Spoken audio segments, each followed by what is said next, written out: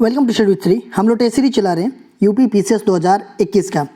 देखिए test number आपका है 88, 87 टेस्ट ऑलरेडी कंप्लीट हो चुका है। प्लेलिस्ट बना रखी है, आप लोग जाकर के वहाँ पे देख सकते हैं। देखिए अगर आप यूपी जीआईसी की तैयारी कर रहे हैं, आरओ एआरओ की कर रहे हैं, यूपी एसआई की कर रहे हैं, लेखपाल की कर रहे हैं, एनटीपीसी ग्रुप डी आरआरबी की कर रहे हैं या फिर एसएससी की कर रहे हैं, तो आप लोगों के लिए टेस्ट काफ़ी फ़ायदेमंद है। तो स्टार्ट करते हैं। फर्स्ट क्वेश्चन है, फिलीपींस में स्थानांतरणशील कृषि को किस नाम से जाना जाता है? चेना, मसोले, कैगिन, रे। तो देखिए फिलीपींस में जो स्थानांतरणशील कृषि होती है उसको किस नाम से जाना जाता है? तो उसको जाना जाता है आपका कैंगिन के नाम से। ये थर्ड ऑप्शन आपका सही है। देखिए ये चेना, ये जो है कि आपका श्रीलंका की स्थानांतरणशील कृषि है। मसोले, ये जो है कि कांगो और मध्य अफ्रीका की है। और रे, ये वियतनाम की स्थानांतरणशील कृषि, ये मतलब बोलते हैं वहाँ पे स्थानांतरणशील कृषि को। नेक्स्ट क्वेश्चन देखते हैं। उत्तर प्रदेश के वन्य जीव विहार एवं जिले का गलत युग्म बताइए। महावीर स्वामी वन्य जीव विहार ललितपुर, रानीपुर वन्य जीव विहार बहराइच, किशनपुर वन्य जीव विहार खीरी, राष्ट्रीय चंबल वन्य जीव विहार आगरा। तो उत्तर प्रदेश में जो वन्य जीव विहार हैं उनके जिलों का गलत युग्म बताना है, ठीक है। तो देखिए महावीर स्वामी वन्य जीव विहार ये कहाँ पे है आपका? तो ये है आपका ललितपुर में, ठीक है, बिल्कुल सही है। देखिए रानीपुर वन्य जीव विहार ये कहाँ पे है? बहराइच में ये नहीं है, ये है आपका चित्रकूट में, ठीक है। किशनपुर वन्य जीव विहार आपका खीरी में है और राष्ट्रीय चंबल वन्य जीव विहार ये आगरा में है। देखिए उत्तर प्रदेश में टोटल वन्य जीव विहार की बात करें तो कितने हैं? तो 11 हैं, ठीक है। देखिए राज्य का प्रथम वन्य जीव विहार कौन सा है? तो चंद्रप्रभा वन्य जीव विहार है। ये आपका 1957 से ये है, ठीक है, राज्य का प्रथम वन्य जीव विहार। अगर पूछा जाए कि सबसे बड़ा वन्य जीव विहार कौन सा है तो वो है आपका हस्तिनापुर वन्य जीव विहार, ठीक है। और सबसे छोटा वन्य जीव विहार तो महावीर स्वामी वन्य जीव विहार है। नेक्स्ट क्वेश्चन देखते हैं। महत्वपूर्ण साहित्यकार एवं उनके जन्म स्थान का गलत युग्म बताइए।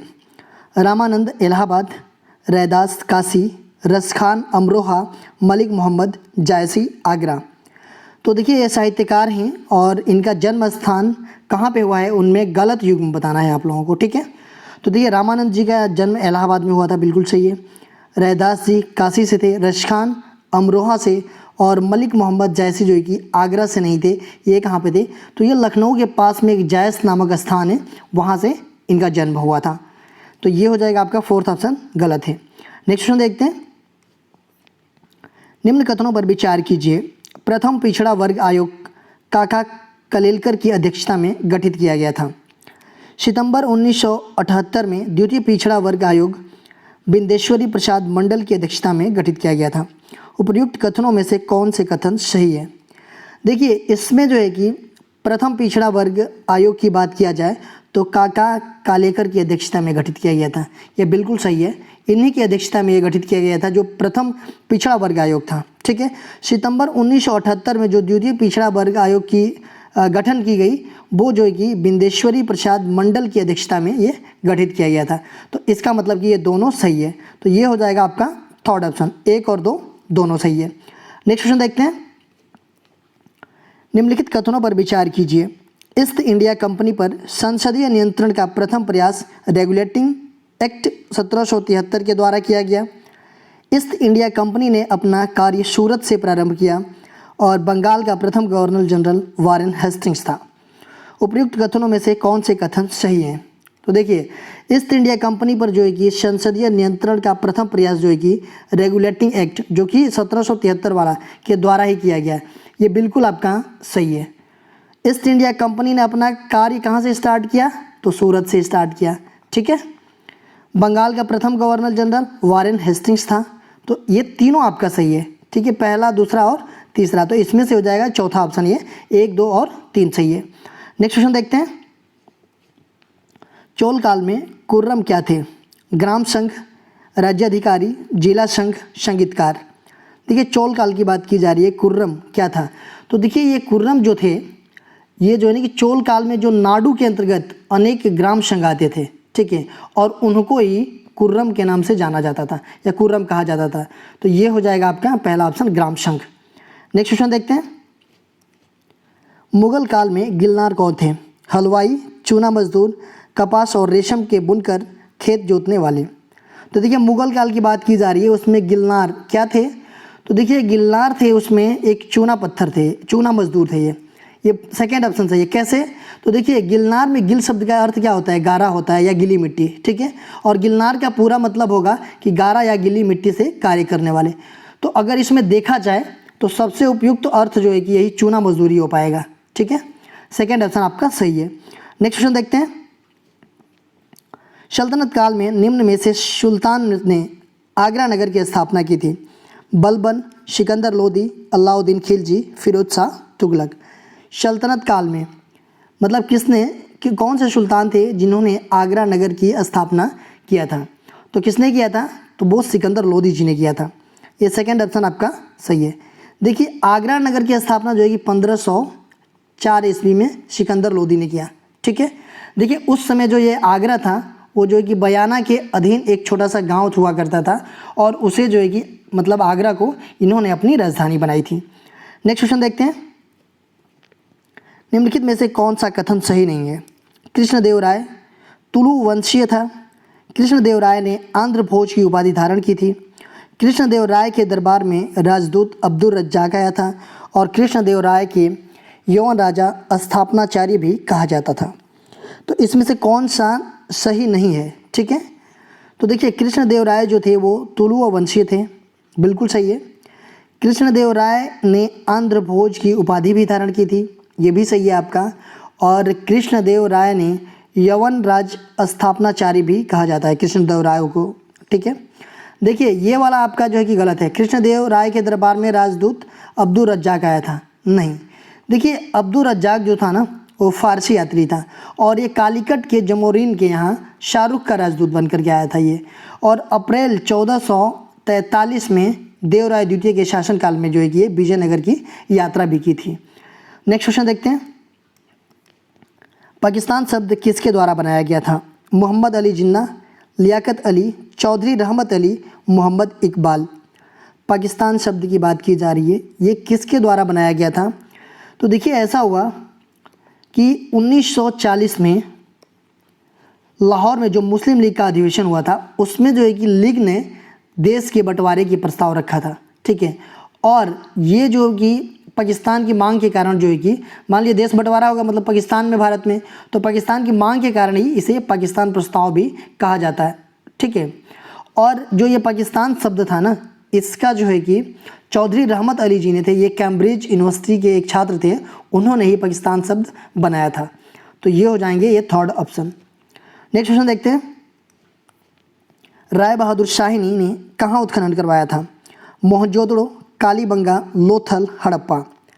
तो राय बहादुर दयाराम शाहिनी इन्होंने कहाँ उत्खनन करवाया था? तो इन्होंने करवाया था हड़प्पा में। ये फोर्थ ऑप्शन आपका सही है। देखिए 1921-22 की बात करें, ठीक है, तो उसमें राय बहादुर दयाराम शाहिनी ने हड़प्पा की और राखल दास जो थे, राखल दास बनर्जी, इन्होंने मोहनजोदड़ो की खुदाई करवाई थी। देखिए हड़प्पा कहाँ पड़ता है? तो पाकिस्तान के पंजाब प्रांत में पड़ता है और ये साहिवाल डिस्ट्रिक्ट में है। नेक्स्ट क्वेश्चन देखते हैं, बुद्धकालीन गणराज्यों में सबसे शक्तिशाली कौन था? कपिल वस्तु का शाक्य, रामगाम के कोलिया, कुशीनारा के मल, वैशाली के लिच्छवी। तो बुद्धकालीन गणराज्यों में सबसे शक्तिशाली कौन था? तो वो था आपका वैशाली के लिच्छवी थे ये। देखिए लिच्छवी जो है ना कि बजी संघ में सर्वप्रमुख थे और महावग जातक में वैशाली को एक जो है कि धनी और समृद्धशाली और तथा घनी आबादी वाला नगर माना जाता था उस टाइम पे ये। नेक्स्ट क्वेश्चन देखते हैं, तैमूर ने भारत पर आक्रमण कब किया था? 1395 ईस्वी में, 1396 ईस्वी में, 1397 ईस्वी में और 1398 ईस्वी में। तो तैमूर भारत पर आक्रमण कब किया था? तो ये आपका किया था 1398 ईस्वी में। ये फोर्थ ऑप्शन आपका सही है। देखिए तुगलक वंश का शासक जो है कि नसीरुद्दीन मोहम्मद के समय में जो है कि ये तैमूर लंग ने 1398 में दिल्ली पर आक्रमण किया था, ठीक है। इसके आक्रमण के डर से सुल्तान और उसका वजीर कौन था? तो मल्लू इकबाल, ये दोनों क्या किए? तो राजधानी छोड़ करके ये भाग गए और जब तैमूर वापस चला गया तब सुल्तान वापस आया था। नेक्स्ट क्वेश्चन देखते हैं। शीशे की छड़ जब भाप में रखी जाती है इसकी लंबाई बढ़ जाती है परंतु इसकी चौड़ाई बढ़ती है, अप्रभावित रहती है, घटती है, अव्यवस्थित रहती है। देखिए शीशे की छड़ जब भाप में रखी जाती है तो इसकी लंबाई बढ़ जाती है, लेकिन इसकी चौड़ाई भी बढ़ती है। ठीक है, ये पहला ऑप्शन आपका सही हो जाएगा। नेक्स्ट क्वेश्चन देखते हैं। यदि हवा का तापमान बढ़ता है तो उसकी जल वाष्प ग्रहण करने की क्षमता घटती है, बढ़ती है, पहले घटती है, पुनः बढ़ती है, कोई प्रभाव नहीं पड़ता है। तो देखिए यदि हवा का तापमान जब बढ़ता है तो उसकी जल वाष्प ग्रहण करने की क्षमता क्या होती है, वो भी आपका बढ़ती ही है। ठीक है, तो ये सेकेंड ऑप्शन आपका सही हो जाएगा। नेक्स्ट क्वेश्चन देखते हैं। डेजर्ट कूलर द्वारा शीतलन किस पर आधारित है? उष्ण वायु प्रतिस्थापन, वायु निर्जलीकरण, वाष्पन शीतलन, वायु पुनर्जलीकरण। तो डेजर्ट कूलर की बात की जा रही है, इसका शीतलन किस पर आधारित है? तो ये आधारित है आपका वाष्पन शीतलन पे। देखिए डेजर्ट कूलर की बात करें तो इस कूलर में क्या होता है कि बाहर की जो गर्म हवा होती है वह जो है कि पानी के ऊपर से गुजरती है। ठीक है, और पानी बाहर की हवा से उष्मा लेकर के वाष्पित हो जाता है और इस प्रकार जो है कि उष्मा के विनिमय के कारण जो है कि हवा का तापमान कम हो जाता है। ठीक है, नेक्स्ट क्वेश्चन देखते हैं। तारों के मध्य दूरी मापने की इकाई है गैलिस्टिक इकाई, प्रकाश वर्ष, स्टीलर मील, कॉस्मिक किमी। तारों के मध्य की दूरी की बात की जा रही है, इसकी इकाई कौन सी है? तो ये प्रकाश वर्ष है। ये सेकेंड ऑप्शन आपका सही है। देखिए प्रकाश वर्ष जो है ना, वह दूरी जो प्रकाश एक वर्ष में तय करता है उसको हम प्रकाश वर्ष कहते हैं और ये दूरी का मात्रक होता है। ठीक है, देखिए एक प्रकाश वर्ष बराबर कितना होता है? 9.46 इंटू 10⁻15 मीटर होता है। ठीक है, देखिए प्रकाश वर्ष दूरी का मात्रक एक और होता है पार्सेक, ये भी दूरी का ही मात्रक होता है। तो एक पार्सेक बराबर कितना होता है? तो 3.262 प्रकाश वर्ष। ठीक है, अगर इसको मीटर में हम करेंगे कि एक पार्सेक बराबर कितना होगा, तो ये होगा 3 इंटू 10⁻16 मीटर। ठीक है, तो प्रकाश वर्ष से दूरी का मापने की इकाई और एक और होता है पार्सेक जो मैंने बताया आप लोगों को। नेक्स्ट क्वेश्चन देखते हैं। रडार में लगे माइक्रोवेव द्वारा उड़ती हुई वायुयान के बारे में क्या जाना जा सकता है? बनावट, दूरी, दिशा और ये सभी। देखिए रडार में लगे जो माइक्रोवेव द्वारा उड़ती हुई वायुयान के बारे में क्या जाना जा सकता है? तो देखिए उसकी बनावट के बारे में भी जाना जा सकता है, दूरी भी जाना जा सकता है, दिशा भी जाना जा सकता है। तो इसका मतलब कि ये सभी जाना जा सकता है। देखिए रडार की हम बात करें तो ये जो है कि आपका इसका फुल फॉर्म होता है क्या? तो रेडियो डिटेक्शन एंड रैंगिंग। ठीक है, इसमें क्या होता है कि माइक्रोवेव तरंगों यूज किया जाता है और इसमें जो गतिमान वस्तुएं होती है उसको दूर से ही पता लगाया जाता है। ठीक है, तो रडार का ये कार्य होता है। नेक्स्ट क्वेश्चन देखते हैं। निम्नगन वस्तुओं का पता लगाने के लिए प्रयुक्त किए जाने वाले उपकरण को कहते हैं स्पंदक, सोनार, रडार और क्वाशर। तो निम्नगन वस्तुओं का पता लगाने के लिए प्रयुक्त किए जाने वाले उपकरण को कहते हैं हम सोनार कहते हैं। ये सेकेंड ऑप्शन आपका सही है। देखिए सोनार, इसका होता है फुल फॉर्म की साउंड नेविगेशन एंड रैंगिंग। ठीक है, देखिए इसमें जो है कि क्या होता है, इसमें जो है कि सोनार के द्वारा जो है ना कि पानी में खोई हुई वस्तुओं को पता लगाया जाता है। इसमें क्या किया जाता है कि प्रस्रव्य तरंगों को भेजा जाता है। देखिए ऐसे इसमें ये होता है कि ये प्रस्रव्य तरंगी को ऐसे भेजा जाएगा। ठीक है, और जहाँ पे ऑब्जेक्ट होता है ये, तो ये क्या होता है कि जब ये तरंगे जाती है प्रस्रव्य तरंगे, उसके बाद से जहाँ पे ऑब्जेक्ट होता है वहाँ से क्या होती है, ये रिफ्लेक्ट हो जाती है। ठीक है, तो रिफ्लेक्ट हो जाने के बाद से ये चीज़ें पता चलता है। यहाँ पे रिफ्लेक्ट होके आएगा तो ये डिस्टेंस वगैरह सब कुछ बता देगा और जो भी इसका डायरेक्शन वगैरह होगा तो इससे जो है कि ये पता लगाया जा सकता है। तो ये हो जाएगा आपका सेकेंड ऑप्शन। नेक्स्ट क्वेश्चन देखते हैं। प्रकाश सजावट तथा विज्ञापन के लिए विसर्जन नलिकाओं में प्रयुक्त होने वाली गैस है ammonium, carbon dioxide, sulphur dioxide और नियान। जो प्रकाश सजावट और विज्ञापन के लिए विसर्जन नलिकाओं में प्रयुक्त होने वाली कौन सी गैस है? तो ये है आपका नियान, इसका यूज किया जाता है। ये फोर्थ ऑप्शन आपका सही है। देखिए कल क्वेश्चन पूछा गया था कि आप लोगों से, निम्न में से कौन सा ग्रह पार्थिव ग्रह का उदाहरण नहीं है? शुक्र, मंगल, बुध और शनि। तो ये क्वेश्चन पूछ रहा है कि पार्थिव ग्रह का उदाहरण नहीं है। देखिए सबसे पहले तो ये हमें समझना जरूरी है कि पार्थिव ग्रह होते क्या है। देखिए अगर इसको यहाँ समझ लेते हैं, 1 मिनट। देखिए मैं बता देता हूँ भाई इसको, ये पार्थिव ग्रह कौन सा नहीं है, तो ये शनि जो है कि आपका पार्थिव ग्रह नहीं है। इसको मैप में थोड़ा सा समझ लेंगे यहाँ पे डायग्राम में।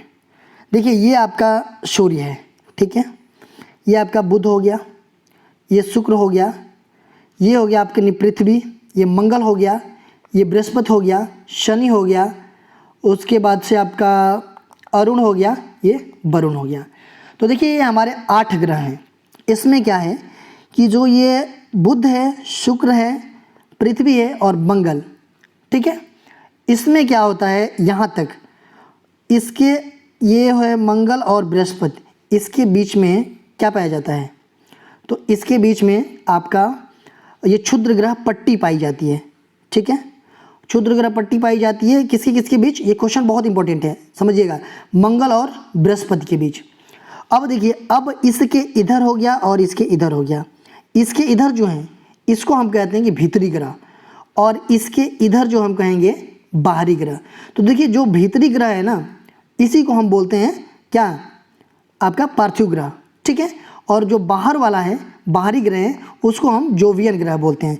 तो आपका उसमें क्या क्या था, उसमें शनि जो था आपका, वो जो है कि ग्रह नहीं था, तो वो किसका ग्रह हो जाएगा, तो वो आपका जोवियन ग्रह हो जाएगा, ये पार्थिव ग्रह नहीं होगा। समझ गए होंगे आप लोग। नेक्स्ट क्वेश्चन देखते हैं। देखिए ये आज का क्वेश्चन है, ये पूर्ण आंतरिक परावर्तन होता है जब प्रकाश जाता है हीरे से कांच में, वायु से जल में, वायु से कांच में, जल से कांच में। तो पूर्ण आंतरिक परिवर्तन जो है कि कब होता है, जब प्रकाश जाता है, कहाँ से कहाँ, तो आप लोग जो है कि ये कमेंट बॉक्स में मुझे बताइएगा। इसका आंसर जो है कि मैं नेक्स्ट वीडियो में आप लोगों को बताऊंगा। देखिए अगर आप हमें इंस्टाग्राम, फेसबुक पे भी फॉलो करना चाहते हैं तो यहाँ भी कर सकते हैं। इंस्टाग्राम पे हमारी आईडी है स्टडी विद श्री 25, फेसबुक पे एक मेरा पेज है स्टडी विद श्री के नाम से, और फेसबुक पे एक मेरा ग्रुप है UPPCS BEO RO करके, तो वहाँ भी कनेक्ट हो सकते हैं। वहाँ पे भी स्टडी से रिलेटेड चीज़ें पोस्ट की जाती है जिससे आप लोगों को फ़ायदा पहुँच सकता है। दोस्तों अगर वीडियो अच्छी लगी तो आप लोग लाइक कीजिएगा, सब्सक्राइब कीजिएगा और अपने दोस्तों में शेयर कीजिएगा। अगर वीडियो अच्छी ना लगे तो आप लोग डिसलाइक कीजिएगा और कमेंट बॉक्स में मुझे बताइएगा कि डिसलाइक क्यों किया। वीडियो देखने के लिए धन्यवाद।